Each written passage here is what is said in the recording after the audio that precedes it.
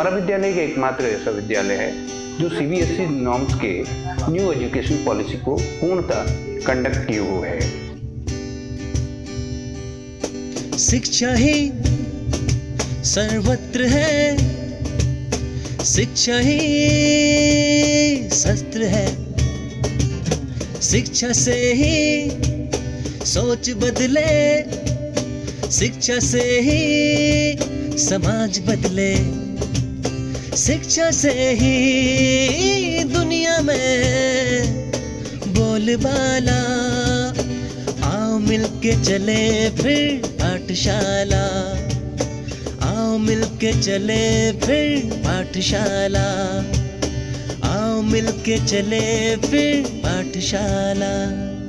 Hello Kumaon के माध्यम से मैं सभी सम्मानित गार्जियंस और आम जनता से अपील करना चाहता हूं कि अटल उत्कृष्ट जीआईसी भुजान सीबीएसई से एफिलेटेड एक एजुकेशन इंग्लिश मीडियम स्कूल है, जिसमें वर्तमान में केंद्र सरकार और स्टेट गवर्नमेंट की सभी पॉलिसीज अप्लाइड है और यहाँ से शिक्षा प्राप्त करने वाले हर छात्र को उन सभी योजनाओं का और जितनी भी जो का सिफारिश है उनका लाभ प्राप्त होगा। और हमारे यहाँ well equipped labs, smart lab and virtual classes available हैं और जिसके माध्यम से हर छात्र को हम सीबीएसई के पैरामीटर्स के अकॉर्डिंग शिक्षण प्रदान करते हैं। और हमारा रिजल्ट पिछले वर्ष 100% रहा है, चाहे वो 10th में हो चाहे वो 12th में हो।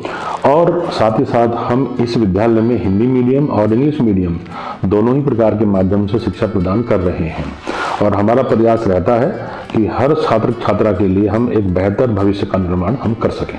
हमारे विद्यालय में देहरादून से वर्चुअल क्लासेस में शिक्षा प्रदान की जाती है तथा हमारे सारे डाउट क्लियर किए जाते हैं। हमारे विद्यालय में पढ़ाई के साथ साथ सांस्कृतिक कार्यक्रमों का भी आयोजन किया जाता है और इससे हमें काफ़ी लाभ होता है। हमें अभी प्रतिभा आगे निखारने में भी है बहुत सहायता करता है।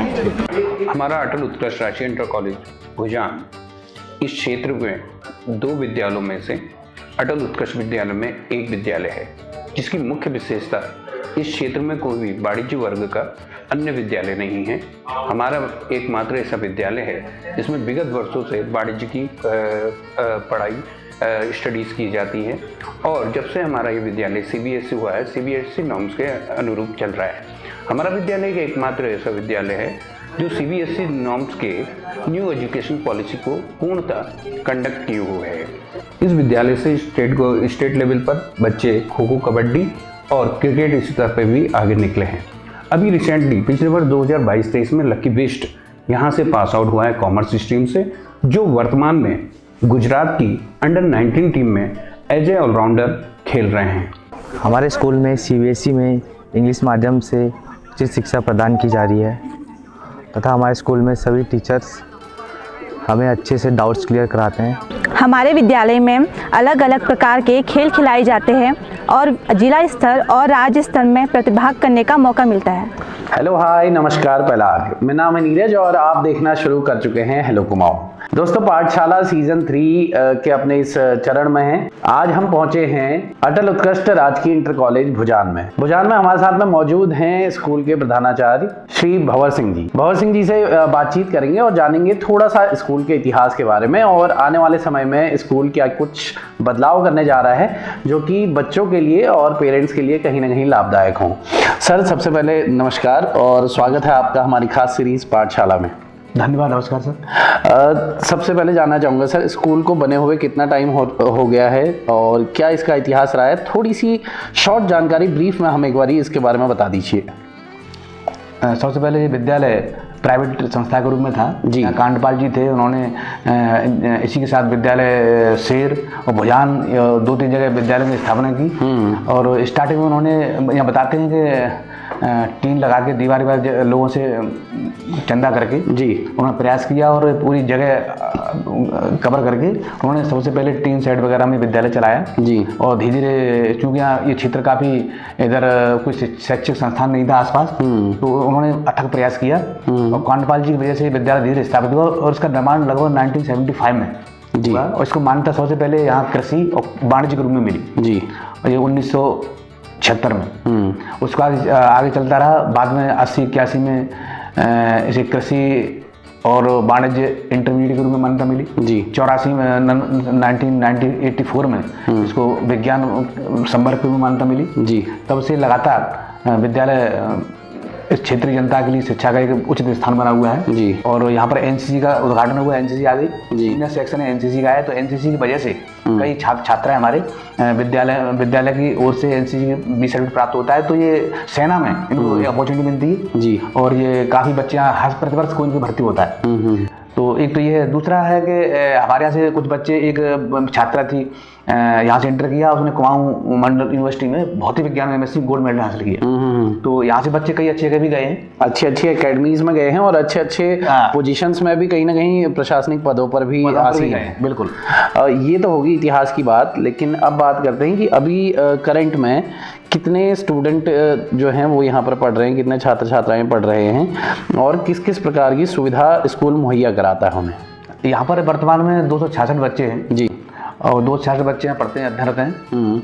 और यहाँ पर एक तो यहाँ जो एनसीसी सुविधा है ही मैंने आपको बताया। दूसरा यहाँ पर स्मार्ट क्लास है जी।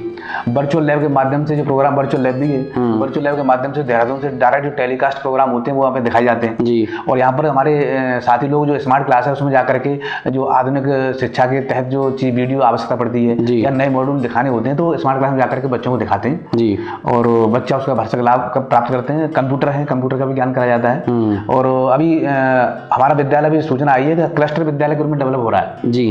तो इसमें एक क्लस्टर विद्यालय हो जाएगा तो आसपास के 2-3 विद्यालय हैं वो इसी में मर्ज होंगे। तो मैं समझता हूँ कि आने वाले समय में छात्र संख्या भी बढ़ जाएगी जी और स्टाफ भी बढ़ जाएगा। अच्छा। तो यहाँ की जनता के लिए बहुत अच्छा होगा। ये एक अच्छी बात आपने बताई है। 1975 में जो विद्यालय टीन शेड में कहीं ना कहीं शुरू हुआ था, आज के समय में अटल उत्कृष्ट राजकीय इंटर कॉलेज बन चुका है जी। तो ये सफर को आप कैसे देखते हैं और अटल उत्कृष्ट की जो इसे मान्यता प्राप्त हुई ये कब हुई? इसमें ये पिछले वर्ष 2022 में जी 2022 में से जो हमारे गवर्नमेंट की तरफ से हर ब्लॉक में 2 विद्यालय अटल के रूप में डेवलप किए गए जी। तो इसके तहत ये विद्यालय उत्तराखंड बोर्ड से सीबीएसई बोर्ड में संबद्ध किए गए जी। तो हर ब्लॉक में 2 विद्यालय जो अटल के नाम से हैं वो सीबीएसई बोर्ड में है। तो हमारा पहला बैच इस वर्ष 10th और 12th का JNV जवाहर नवोदय विद्यालय सवालबाड़ी में जी परीक्षा देने गया है। आज पहला दिन है उसका। अच्छा। और इंग्लिश मीडियम के माध्यम से, चूँकि सीबीएसई बोर्ड में दोनों ही माध्यम है बच्चे, तो यहाँ की जनता को ये बहुत ही अच्छा हर्ष हुआ कि विद्यालय सीबीएसई बोर्ड में सम्मत हुआ है। तो कई बच्चे बाहर से भी आए जो इंग्लिश मीडियम के जो छात्र थे, पढ़ते थे रानीखेत, क्योंकि आसपास है नहीं, भवाली में है रानीखेत में, तो वहाँ से छात्र वहाँ से अपनी टीसी कटा के यहाँ पर एडमिशन लिया। और उन्होंने देखा कि भाई जब इतनी दूर जाने की आवश्यकता नहीं, यहाँ पर ही सुविधा उपलब्ध है, तो बच्चे आए तो उनको लाभ भी मिला। और इस तरह से विद्यालय जब मैं आया था 2006 में, तो अब काफ़ी डेवलपमेंट हुआ है और नई शिक्षा नीति के तहत बच्चों को प्रयास किया जा रहा है कि अधिक से अधिक वो नई शिक्षा व्यवस्था से जुड़ें और जो भौतिक संसाधन की जो उपलब्धता है और अच्छी हो और बच्चे इसके माध्यम से आगे बढ़े। और हमारा देखा कि अभी पिछले वर्ष बच्चा एक इंस्पायर अवार्ड के तहत जी अभी डिस्ट्रिक्ट लेवल पर उसने प्रतिभा किया और 10,000 रुपये बच्चे को मिले।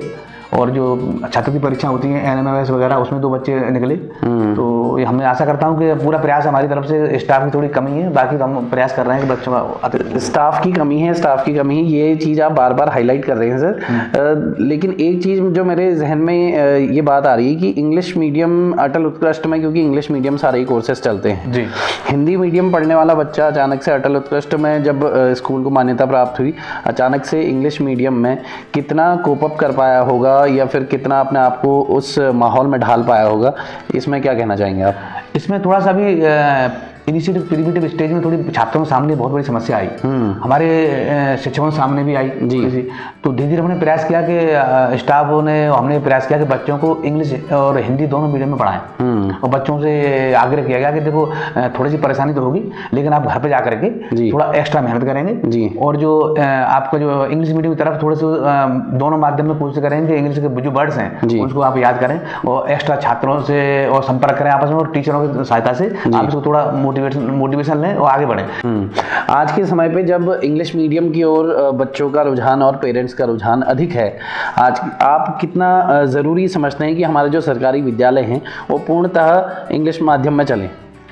सर मेरा तो पर्सनल मानना है कि अंग्रेजी भाषा अच्छी भाषा है, उसे ज्ञान होना चाहिए जी, और उसको शिक्षा प्राप्त करें जी। लेकिन मैं अपना मानना है कि जो बच्चों के अंदर जो प्रोग्रेसिव इनिशिएटिव मिलता है वो हमारी क्षेत्रीय भाषा है उससे बेटर मिलता है जी। कोई बात आप करेंगे, बच्चा फ्री हो करके वो अपनी भाषा में जो बोल पाता है, आसानी से बोल पाता है, वो चीज़ में अंग्रेजी में थोड़ी समस्या तो होती है जी। अंग्रेजी ज्ञान अच्छा है और अंग्रेजी भाषा या भाषा जितनी भाषाओं का अध्ययन हो अच्छी बात है जी। लेकिन मेरा मानना है कि जैसे गवर्नमेंट ही प्रयास कर रही है कि क्षेत्रीय भाषाओं में जोड़ दिया जा रहा है, तो हमारा भी उद्देश्य रहता है कि बहुत सी चीज़ें ऐसी है कि जो हमारी जो लोकल भाषा है, जो यहाँ के जो अध्यापक हैं स्टाफ में, उनसे भी कहते हैं कि अपनी कुछ चीज़ें ऐसी होती है कि क्षेत्रीय भाषा में समझाएं और इंग्लिश में समझाएं, तो बच्चा ज़्यादा बेटर करेगा। लेकिन आज आप ये चीज़ जो विद्यालय जिस स्तर पर है, ये बात आप कह सकते हैं कि विद्यालय में कहीं ना कहीं हिंदी पे उसे समझाने के लिए वो किया जाए, लेकिन जब कॉलेज स्कूल से पास आउट हो जाता है बच्चा सर, तो जब कॉलेज लेवल पे जाता है, आज के टाइम पे आप देखेंगे जितने भी हमारे